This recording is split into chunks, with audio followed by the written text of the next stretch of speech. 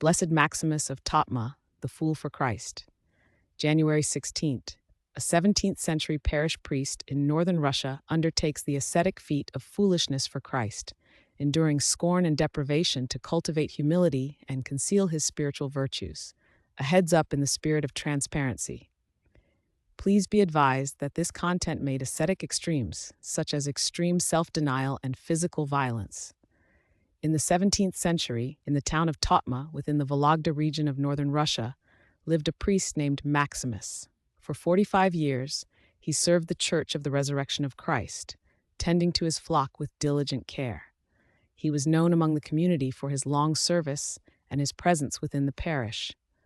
At some point during his ministry, Father Maximus undertook a spiritual path rare among the clergy. He embraced the ascetic feat of foolishness for Christ's sake. This path, rooted in the Apostle Paul's words, "We are fools for Christ's sake," 1 Corinthians 4:10, involved an intentional departure from conventional behavior. He chose to act in ways that society would deem irrational or mad. This was not done out of genuine mental infirmity, but as a deliberate spiritual discipline. The purpose of this extreme self-denial was multifaceted. First, it served as a powerful means to combat pride, which the Church teaches is the root of all sins. By inviting scorn and contempt through his outward actions, Blessed Maximus continually humbled himself, stripping away any worldly esteem that might accrue to a respected priest. Second, it allowed him to conceal his profound spiritual virtues from the world. In an age when spiritual gifts could draw undue attention, or even worldly admiration, the fool for Christ remained hidden, known only to God. His piety, his constant prayer, and his inner struggle for purity of heart were shielded by his outward appearance of strangeness. The life of Blessed Maximus as a fool for Christ was one of considerable hardship.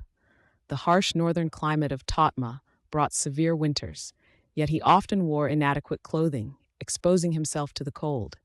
He frequently went without sufficient food or shelter, accepting deprivation as part of his ascetic labor.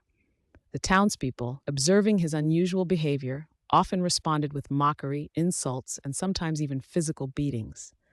Blessed Maximus bore these trials with unwavering patience, never retaliating, never complaining. He accepted these sufferings as a cross, willingly taken up for the sake of Christ and for the spiritual benefit of his community. Beneath this outward life of perceived foolishness and suffering lay a soul devoted to unceasing prayer.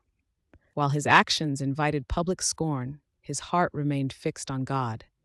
He offered his personal suffering, his deprivation, and the indignities he endured as a continuous prayer for the sins of his people. His spiritual warfare was waged in secret, known fully only to the Lord whom he served. Through his self-emptying, he sought to draw closer to God, becoming a living witness to the paradox of the gospel, that strength is made perfect in weakness, and true wisdom is often hidden in what the world considers foolishness.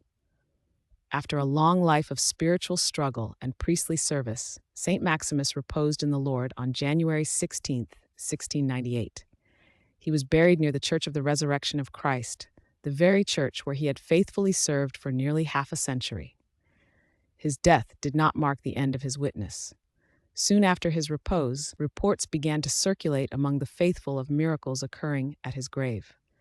People who came to pray at his burial place experienced healings from various sicknesses. These accounts multiplied, drawing the attention of the diocesan authorities. An investigation was initiated to verify the reports and examine the life of the departed priest.